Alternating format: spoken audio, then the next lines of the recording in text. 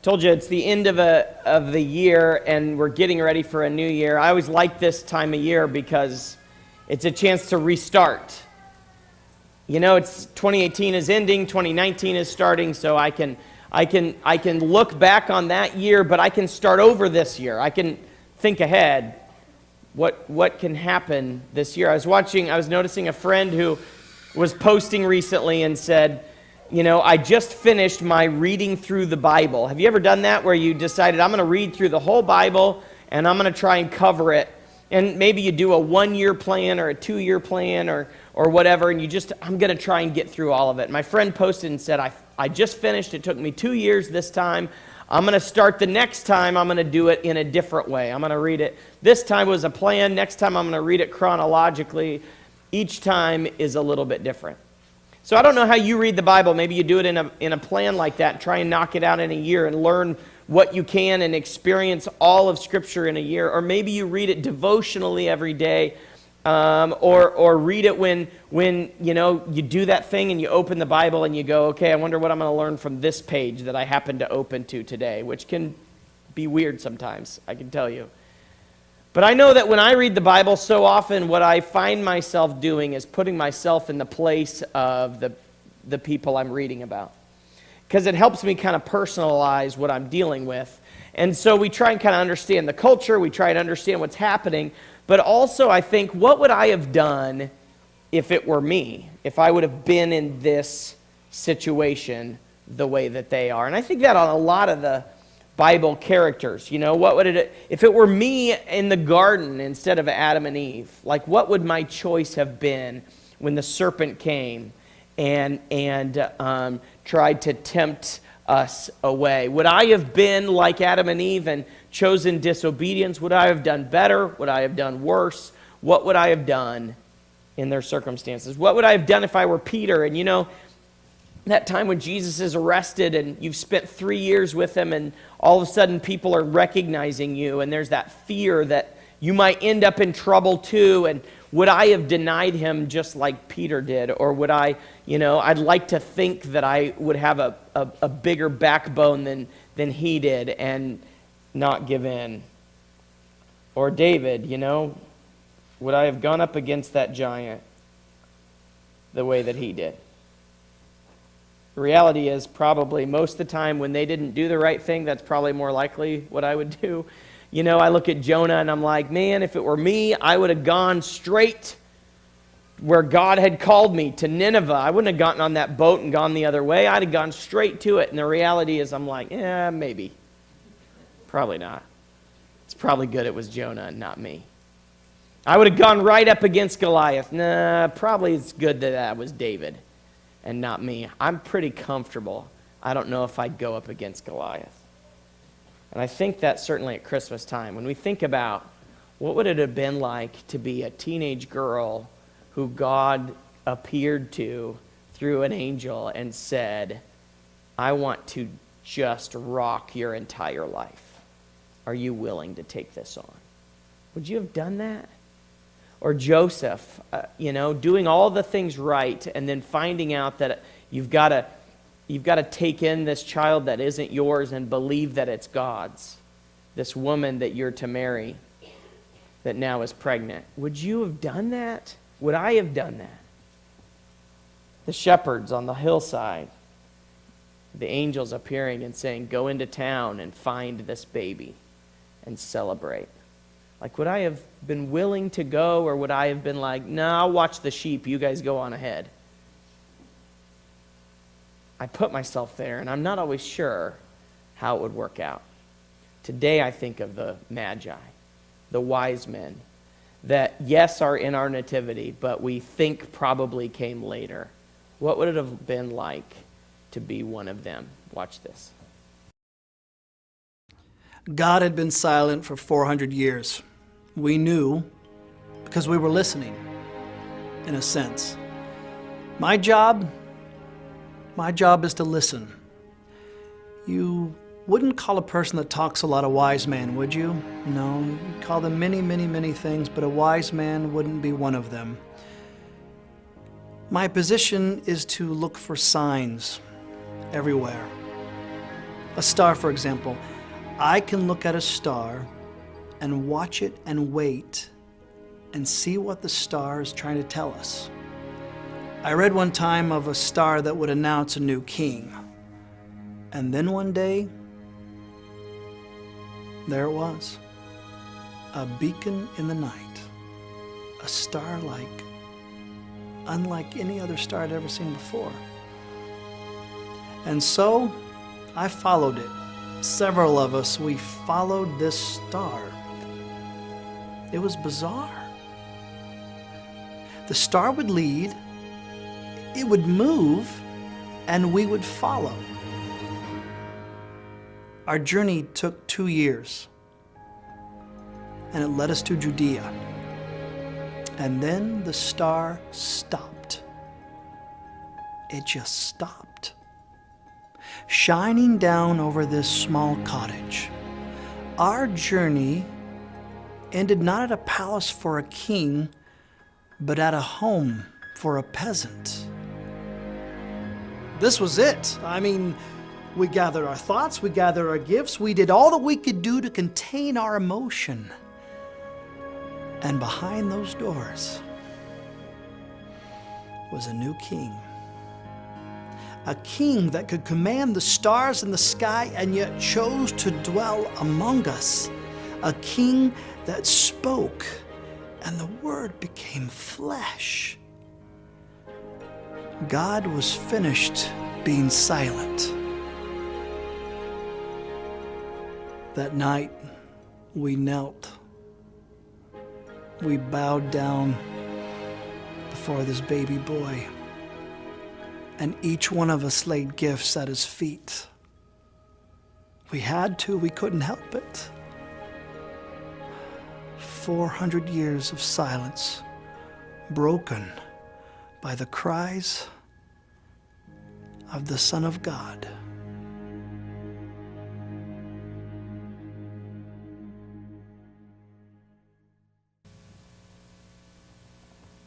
The thing that gets me about the wise men is that they're not Israelites.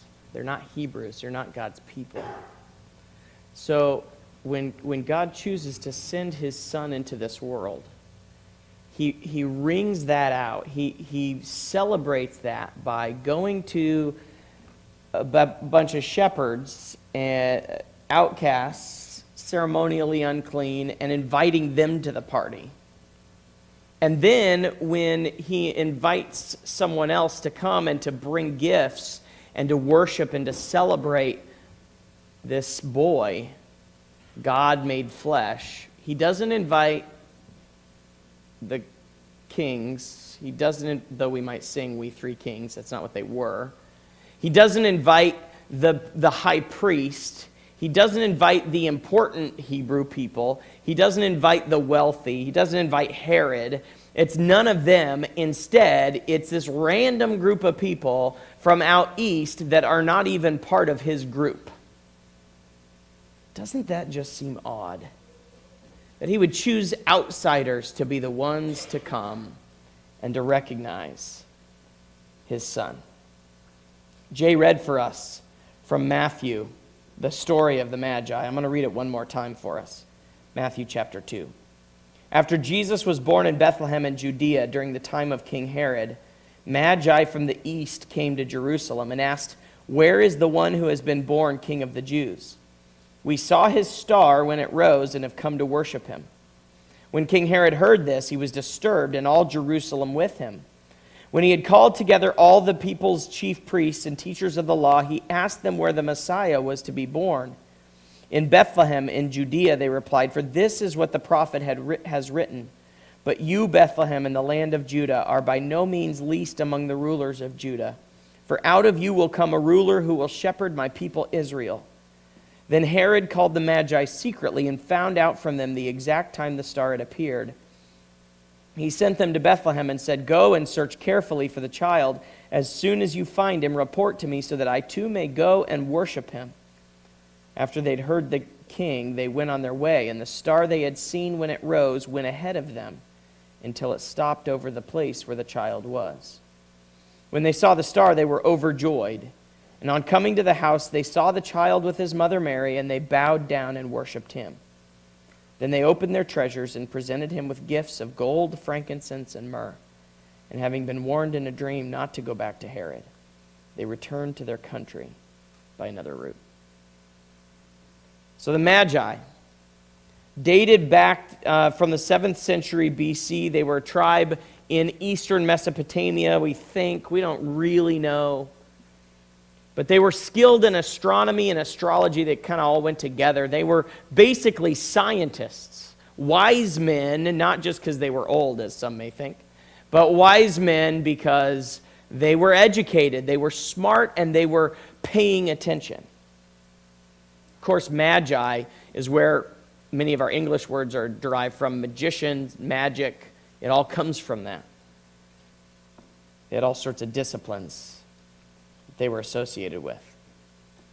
We see them in the book of Daniel in chapter 2. We see that their knowledge of science and agriculture, math and history and the occult, they found themselves amongst the highest ranking of influential officials in the Babylonian Empire. So when you hear the story, when you remember the story of Daniel and being called, as the Hebrews are being exiled from their homeland to Babylon, and these young men are taken and made officials, made some of those that helped the king and that had the ear of the king. Among them were the Magi, these men that were wise and that were skilled and that were smart and studying. Of course, during that, they would have learned many things from Daniel and his people. They'd have learned about the God of the Hebrews. They would have learned about the messianic prophecy that God is going to send a Messiah to save his people that comes from the Old Testament. So then the Magi from the east, they'd learned about those expectations, and they were looking for that to be fulfilled. So I think, what would I have done if I were one of them? Imagine being someone who doesn't really ascribe to that religious belief or that understanding, but knowing that there's this prophecy, that there's going to be this kid, this king that's going to come and change everything. And all of a sudden, they are paying attention for the signs in the sky. I think sometimes the reason we feel like we may miss out on what God is doing is because we're not paying attention. Have you ever known somebody that you're like, you hear them tell stories about their interactions with people and God's calling on their lives, and you're like, why is God doing more in that person than in me? I've come to terms with the reality that I think that has more to do with whether I'm paying attention than whether God is doing something special in somebody else. So we have this group of people that were paying attention. They were devoted to their study. They were devoted to the signs. They were listening and looking for something major to happen. They were patient, waiting for this thing. I find myself not high on the list of patience. Don't know if I'd have been one that could sit and watch and wait and hope and think that something's going to happen. I instead would be more like probably most of God's own people, the Israelites, who are going, well, he stopped talking a long time ago, so we'll just keep doing what we're doing, but kind of giving up. We haven't heard from him. He hasn't saved us. It was Babylon. We got out of that. Now it's Rome. We're not going anywhere now. But they were watching, and they were waiting. They were paying attention. And then they were dedicated. Because once the star came up, they noticed, and they left. Can you imagine? Can you imagine what it takes to make that kind of a journey based on some thing you saw in the sky that you think maybe will get you somewhere? The journey was long. We don't know how long, but the Bible implies that it was quite long, because Herod asks them when the star came up, and after he kind of calculated all that stuff, he sent out to kill young boys that are 2 years old or younger, so we assume it must have taken some time for them to get there. They were dedicated and committed to the journey. Can you imagine packing up your things, not in your car, but in a probably caravan of walking and maybe camels and who knows what else, with a whole group of people financing that whole project, planning and packing and ready to go, knowing who knows how many months or years before you're going to come home. All for what? A bright star in the sky that looks like maybe it means something. And I think about, what's the plan for these guys? I mean, I'm thinking ahead, and I'm going, okay, so what if we find this person? What if we follow the star all the way, we find the Messiah, then what? Like, are we going to live there? What are we going to do? All of this for a short encounter of offering gifts and worship. I'm not sure. I think it's probably good it wasn't me, because I'm not sure I'd have done it. So the Magi, they see the star. They believe, for whatever reason, that it's going to take them where they need to go. They take off on this journey and they go. They pay their respects to the local king as they go to Herod in Jerusalem, and they're like, hey, we've been following the star. Where is it going? What are we doing? And Herod's people say, well, Bethlehem is where the prophecy says, and they go on from there and follow that star to find Jesus where he is. And when they get there, they opened their treasures and they presented him with the gifts of gold and frankincense and myrrh. As Stuart showed the kids, these gifts that they offered to this young king. Serious gifts. Gold representing the kind of gifts you would give to a king, someone who is wealthy. Frankincense, think incense, the kind of stuff that you might burn in a religious ceremony, something that represents the priesthood and the worship that we do together, a gift for a priest. And myrrh, this spice that they used often in burial, a gift for a martyr as they come and give them to Jesus. So they go on this huge journey to come to offer their generous gifts, to offer their worship, and then to go. So interesting to me that God did not shine his star for the priests, for King Herod, for anyone else on the inside, but instead invited this group who were paying attention and willing to come. Isn't it interesting, too, that as they came, as they worshiped, as they offered gifts, they left, as the Bible says, another way. They went back a different way because they wanted to make sure they didn't run into Herod again. They didn't want to cause any trouble. They were warned in a dream, and they took off a different way home. And isn't that the case? That when we encounter Jesus, we leave a different way. We leave different than when we came. We leave changed from what we were before. And I believe completely that when God's star led the Magi to his place, to where Jesus was, everything changed for those people.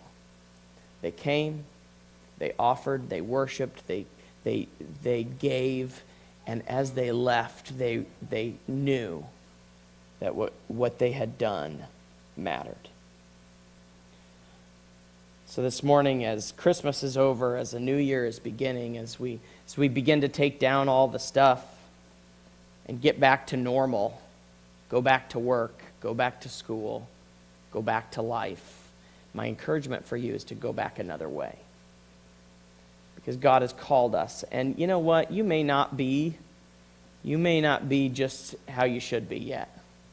You may not be the one that you think God wouldn't have chosen me to do any of this stuff because I'm not there. But he's calling. And he wants you to go back different. And he wants you to go back to the places that you're from and having met Jesus who came into this world. Share, show, live, love people in a way that shows who Jesus is as God sent him into this earth and changed everything. Let's pray.